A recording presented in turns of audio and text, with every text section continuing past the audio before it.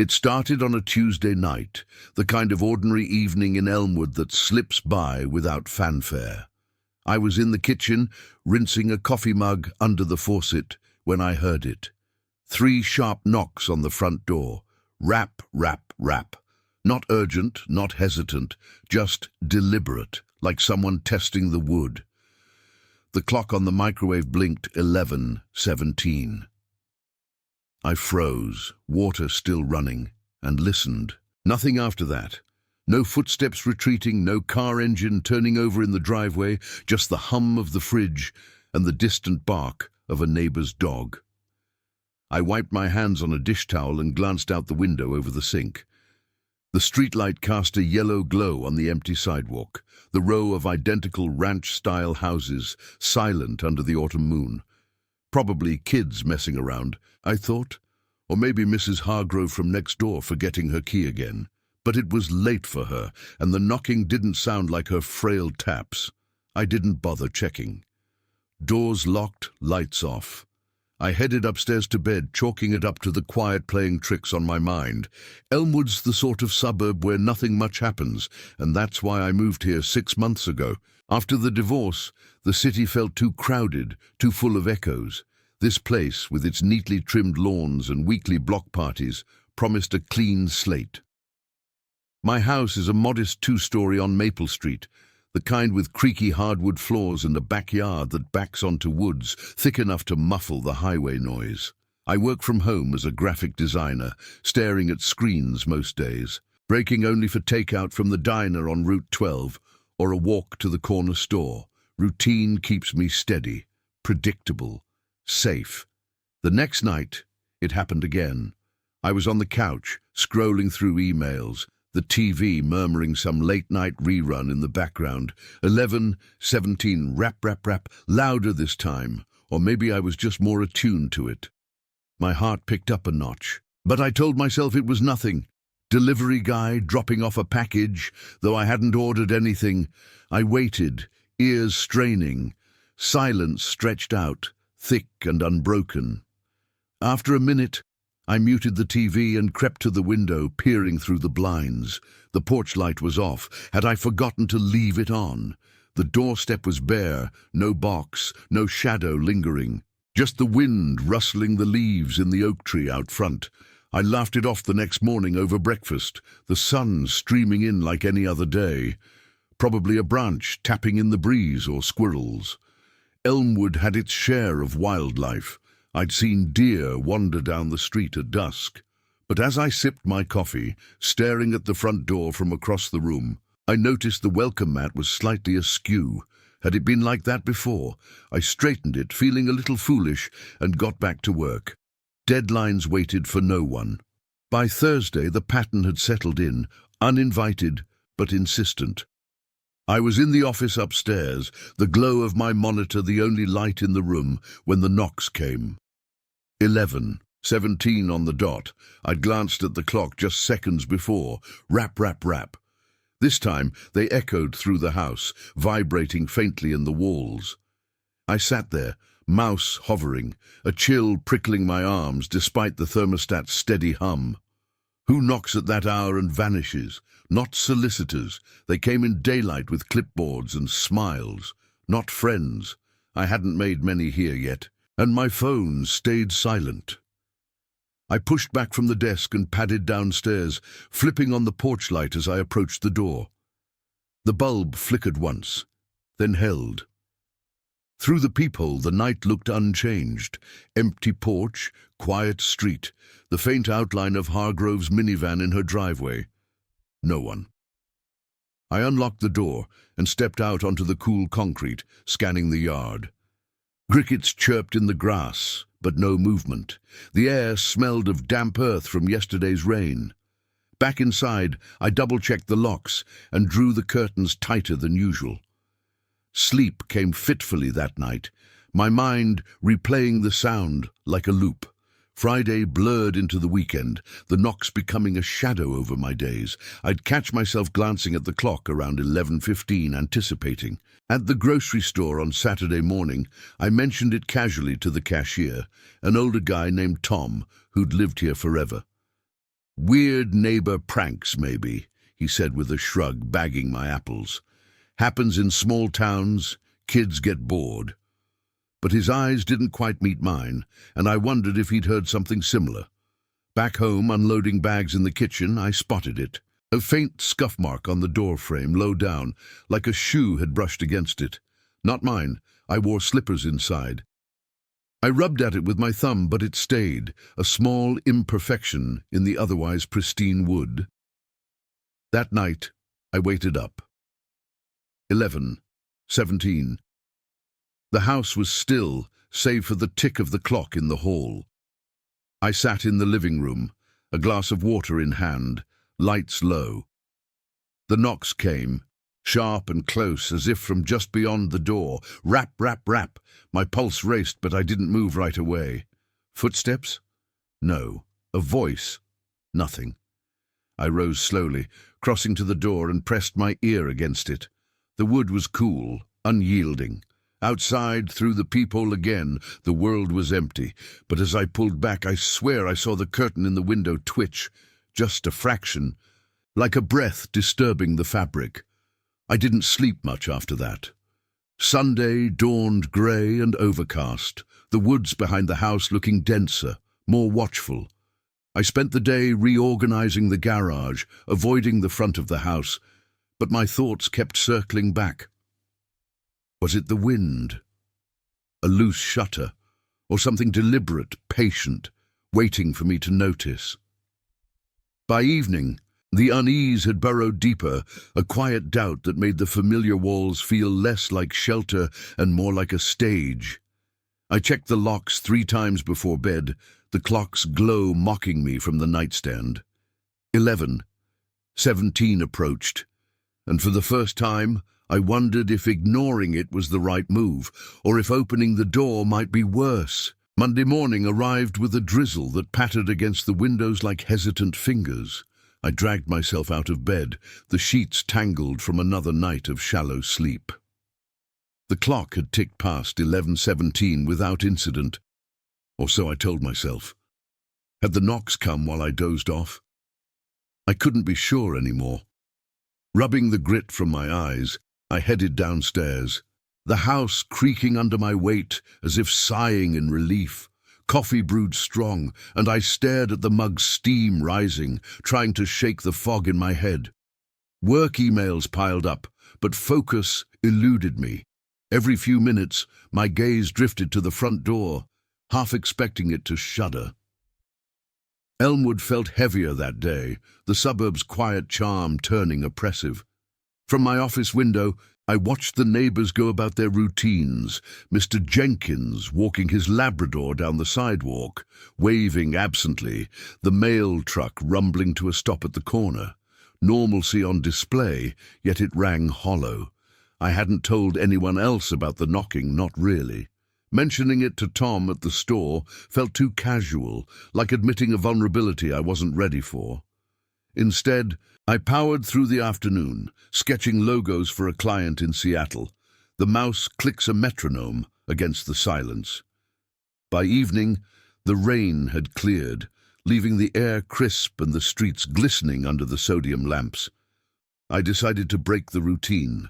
Maybe a drive would clear my mind. The old sedan hummed to life in the garage, and I pointed it toward Route 12, the highway that snaked out of Elmwood toward the next town over. The radio played soft country tunes, the kind with lyrics about lost love and open roads. But I barely heard them. My thoughts looped back to the door, the knocks, that twitch of the curtain. Was I imagining patterns where none existed? Stress from the divorce, perhaps, manifesting in the quiet hours. The diner on the edge of town was a welcome sight, its neon sign buzzing faintly in the twilight. I pulled into the gravel lot, joining a handful of locals nursing coffees at the counter. The place smelled of grease and pie.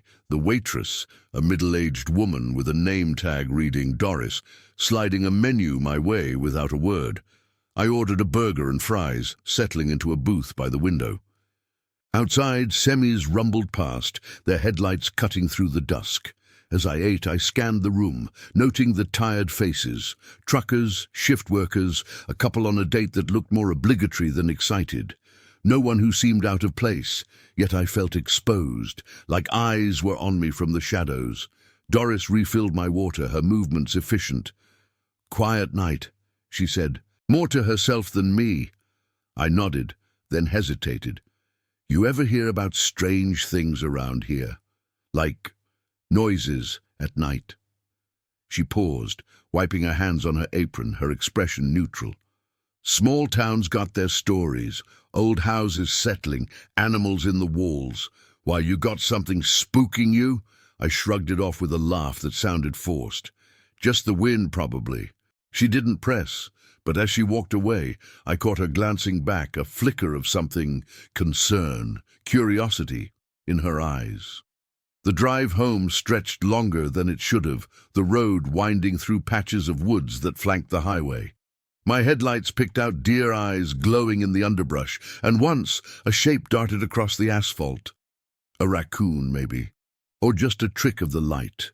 By the time I pulled into the driveway, the clock on the dash read 10:45. The house loomed dark against the sky, windows black like empty sockets.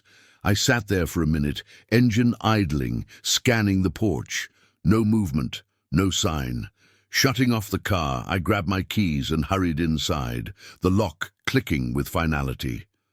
Upstairs, I skipped the shower, changing into sweats and climbing into bed early. The digital clock on the nightstand glowed accusingly. 10:59. I lay there, staring at the ceiling, the fan whirring softly overhead. 11 o'clock came and went, the minutes dragging. At 11:15, I propped myself up on an elbow, ears attuned to the house's subtle sounds, the hum of the furnace kicking on. A branch scraping the roof from the oak out front. Nothing else. Relief washed over me, tentative but real. Maybe it was over, whatever it was. A fluke, a phase. I settled back, eyelids heavy. Then 11:17. Rap, rap, rap. Not from the front door this time. Or was it? The sound seemed to come from everywhere and nowhere, muffled yet insistent, like it echoed from the walls themselves. My breath caught, heart slamming against my ribs. I bolted upright, straining to pinpoint it. The hallway, the stairs. No, it was the door, had to be. I threw off the covers and crept to the landing, peering down into the dim foyer. The front door stood solid, unmoving, but the air felt charged, as if the house held its breath. Descending slowly, I flicked on the hall light, the bulb casting long shadows that danced like intruders. At the door, I hesitated, hand hovering over the knob. Through the peephole, the porch was empty, the street bathed in moonlight. But as I watched, a leaf skittered across the concrete, wind surely, yet doubt gnawed at me. Had I locked it properly after the diner? I jiggled the handle, secure. Backing away, I noticed something new. The coat rack by the door, where my jacket hung, was tilted slightly, one hook askew. I hadn't touched it. Straightening it, my fingers brushed a faint smudge on the wall beside it. Dirt. A print. It smeared under my thumb, undefined. Sleep was out of the question after that. I paced the living room, phone in hand, debating who to call. My sister in Chicago. Too dramatic. The police. What would I say? Something knocks and vanishes. Instead, I poured a glass of whiskey from the cabinet, the burn steadying my nerves. Sitting by the window, blinds cracked just enough to watch the street, I waited for dawn. The night deepened, Elmwood silence pressing in. Across the way, Hargrove's house stayed dark, no lights, no signs of life. Had she heard it too? Or was I alone in this, the only one tuned to the rhythm? By morning, exhaustion clung to me like damp clothes. The scuff on the doorframe was still there, joined now by that smudge indoors. I wiped them both away, but the unease lingered, a seed taking root. Work called, but my designs blurred on the screen, interrupted by glances at the clock. 11:17 loomed in my mind, not just a time, but a promise or a threat. I started to wonder if the knocking was trying to tell me something, if ignoring it only made it louder in my head. The house, once a refuge, now whispered secrets I wasn't sure I wanted to hear, and outside the woods rustled, as if listening too. Tuesday dragged on like a bad dream I couldn't wake from. The office upstairs felt smaller, the walls closing in with every tick of the clock.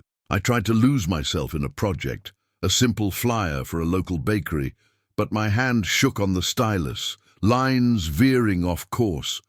By noon, I'd deleted more than I'd created, the cursor blinking mockingly on the blank canvas. Lunch was a half-eaten sandwich at the kitchen table, my eyes fixed on the front door across the room. It looked ordinary, painted a faded blue that matched the neighborhood's subdued palette, but now it loomed like an uninvited guest. I couldn't shake the feeling that the house was watching me, its creaks and sighs no longer just settling wood, but subtle communications. The smudge on the wall, I'd scrubbed it clean, but in my mind it reformed, a hazy outline suggesting fingers, too vague to identify, too real to dismiss. Outside, the drizzle from yesterday had given way to a humid stillness, the kind that made the air thick and the woods behind the yard seemed to pulse with hidden life. I stepped out onto the back porch for a breather, the screen door groaning on its hinges. The trees stood tall, their leaves a dense canopy that blocked the sun, casting the fence line in perpetual shadow. A squirrel chattered from a branch, but it sounded accusatory, like it knew something I didn't. Afternoon bled into evening without me noticing, the screen's glow the only anchor. I skipped the drive this time, opting instead for a walk around the block to clear my head. Maple Street was quiet as ever. The ranch houses with their attached garages and flower beds, a picture of middle-class tranquility. I nodded to Mr. Jenkins as he watered his azaleas, his Labrador sniffing at my shoes with lazy interest. "Evening," he called, his voice carrying that neighborly warmth Elmwood prided itself on. I forced a smile, mumbling something about the weather, but my mind was elsewhere. Did his house make sounds at night? Did he ever hear knocks that weren't there? The loop brought me past Hargrove's place, her minivan still parked crooked in the drive, curtains drawn tight, no porch light on even as dusk settled. I'd seen her once or twice since moving in, frail, waving from her kitchen window, but lately her yard had gone untended, weeds poking through the mulch. I slowed my pace, half tempted to knock on her door myself, ask if she'd noticed anything odd. But what would that sound like? Paranoid? Invasive?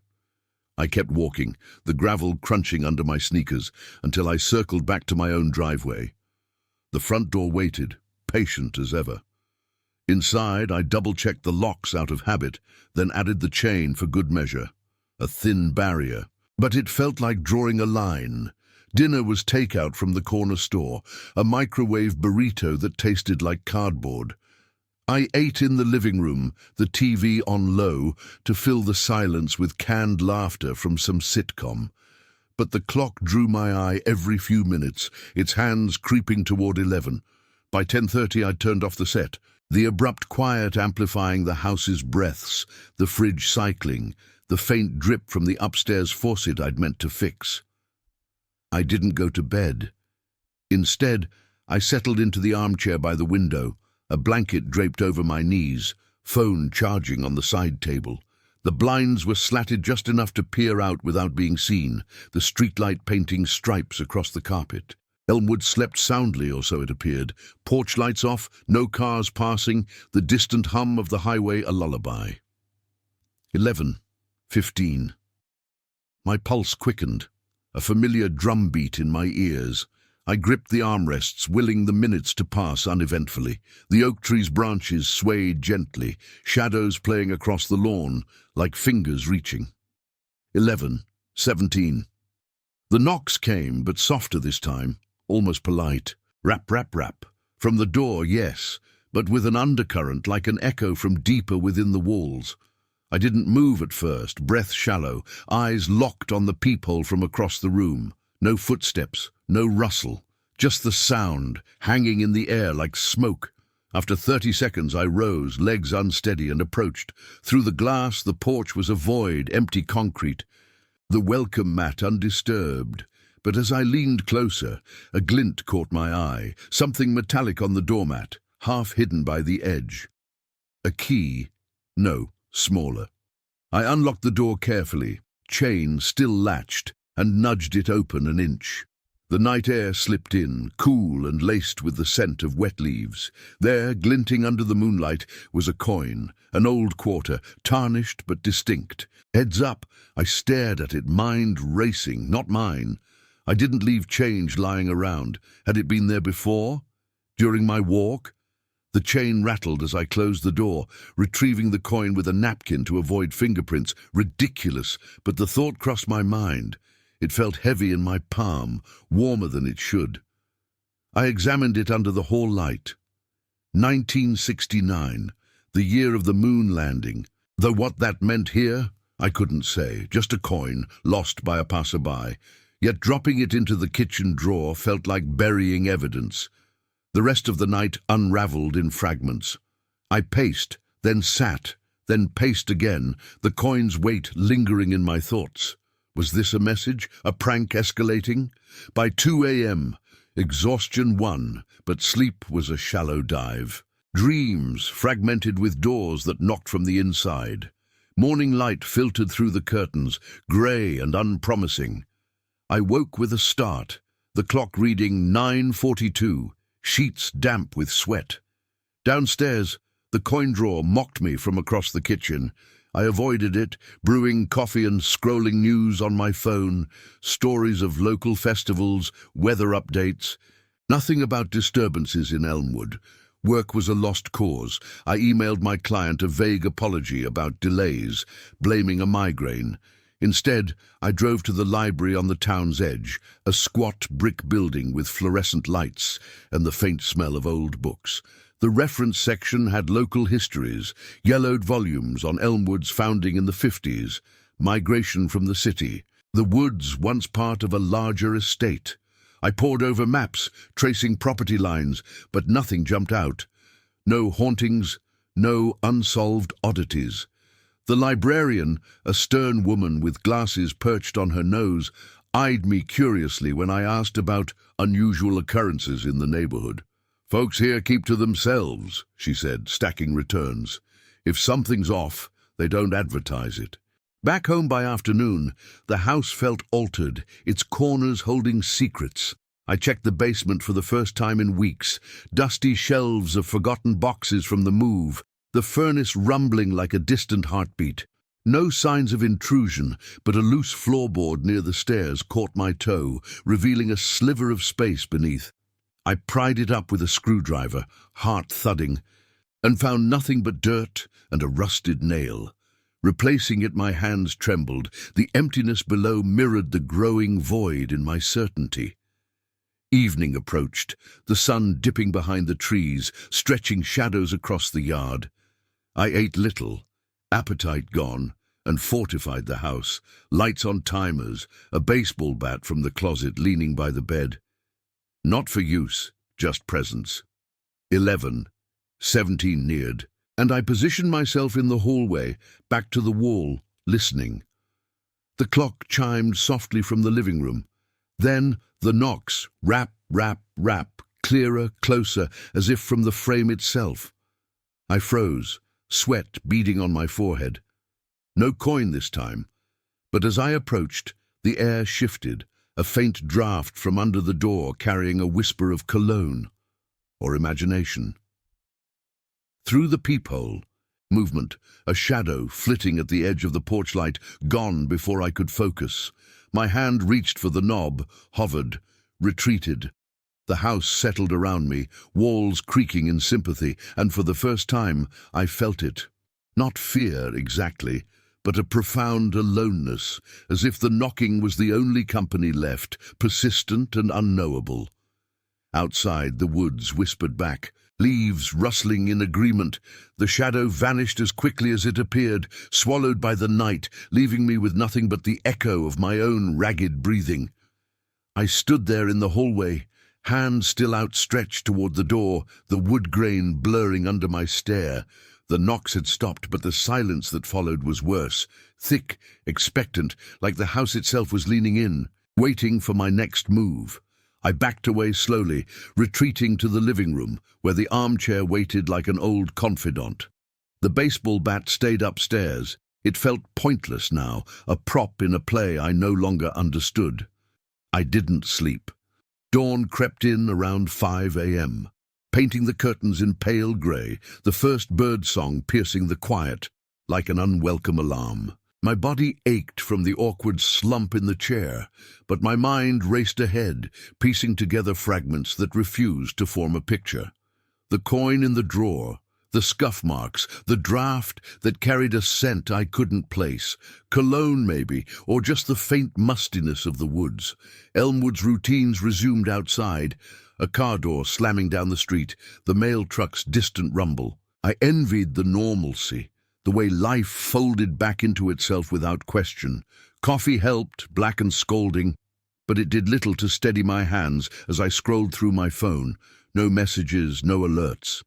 I thought about calling the non-emergency line, reporting a possible prowler, but what evidence did I have? A quarter and a fleeting shadow? They'd send a patrol car, maybe, chalk it up to raccoons or the wind, and I'd be the guy who cried wolf in a town that prized its peace. Instead, I texted my sister, "Everything okay here? Just checking in." Her reply came quick, "Miss you. Call if you need." I didn't. The day unfolded in slow motion, work abandoned entirely. I wandered the house like a ghost in my own life, touching surfaces as if to confirm their solidity, the cool porcelain of the sink, the worn leather of the couch, the dusty spines of books in the shelf by the stairs.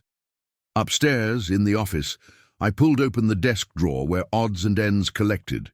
Pens, receipts, that tarnished quarter now nestled among them.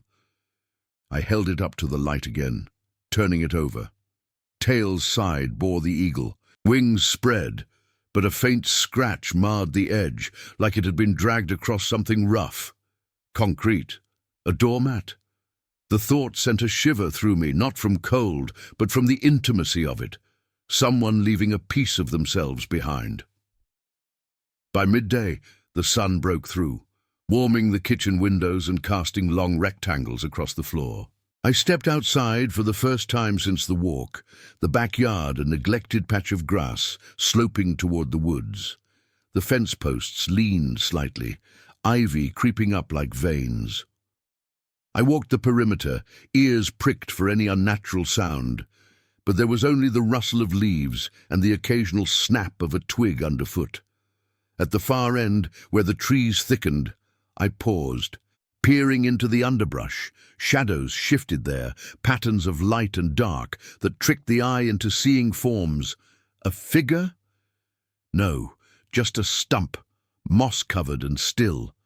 Yet the feeling persisted, that sense of being observed from the green veil, patient and unblinking. Hunger gnawed at me eventually, pulling me back inside for a sandwich, peanut butter on wheat, the kind of meal that requires no thought. Eating at the table, I faced the front door again, its blue paint chipped in places from years of weather. I remembered the realtor's pitch 6 months ago. Solid build, great bones, backs to nature. Nature. The woods that now seemed less like a perk and more like a blind spot. After lunch, I grabbed a flashlight from the garage and ventured into the basement again. The air down there, cool and earthy, like stepping into the ground itself. The loose floorboard was still pried up from yesterday, the dirt beneath undisturbed. I shone the beam around, illuminating cobwebs and forgotten holiday decorations, but nothing out of place. Or was there? A corner of the wall, behind a stack of boxes, showed a faint outline, rectangular like a panel that didn't quite match the plaster. I pushed the boxes aside, heart thudding, and ran my fingers along the edge. It gave slightly, a seam revealing itself.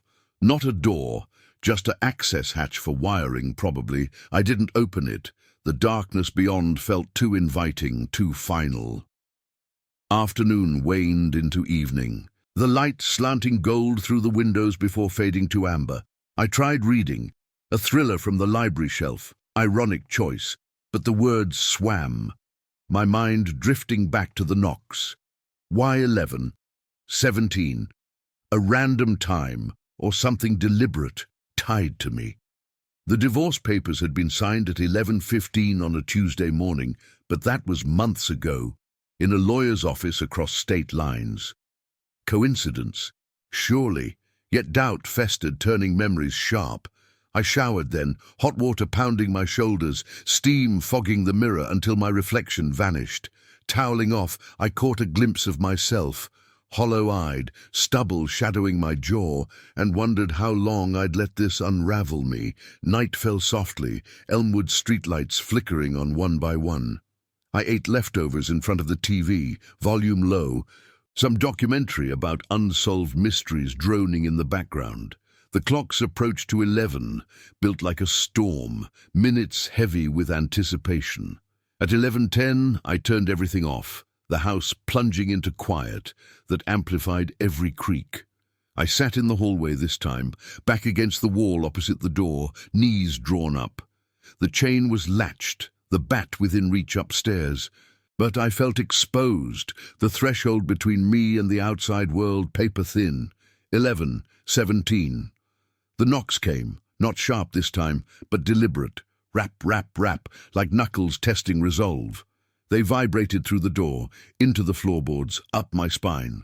I didn't move, breath held, eyes fixed on the knob. No shadow this time, no coin, just the sound, persisting in 3 measured beats. Then silence. But in that pause, something shifted. A realization, quiet as a whisper. The knocks weren't trying to get in. They were calling me out, or reminding me of something left behind, echoing from the edges of my life. The isolation I'd chosen, the routines that walled me off, the woods that mirrored my own hidden depths. I rose then, legs numb, and approached the door. Hand on the knob. I turned it slowly, the chain rattling like a warning. The night air rushed in as I eased it open a crack, peering into the darkness. The porch empty, the street still, but the oak tree's branches swayed, leaves murmuring. No one there, no thing. Yet as I closed the door, the house exhaled around me, walls settling with a sigh that sounded almost relieved. I latched it, leaned against the wood, and slid to the floor. In the days that followed, the knocks faded, not abruptly but gradually, like a habit outgrown. Mornings brought clarity, work resumed in fits and starts. I mowed the lawn, waved to Jenkins, even knocked on Hargrove's door one afternoon. Turns out she'd been visiting family, back now, and full of small talk about her trip. Elmwood returned to its rhythm, the suburbs quiet a comfort once more. But at night, when the clock nears 11:17, I listen. And sometimes, in the hush, I hear it still. Not at the door, but within, a gentle rap, rap, rap, urging me to remember that some things knock not to enter, but to awaken what sleeps inside. The woods keep their secrets, and so do I.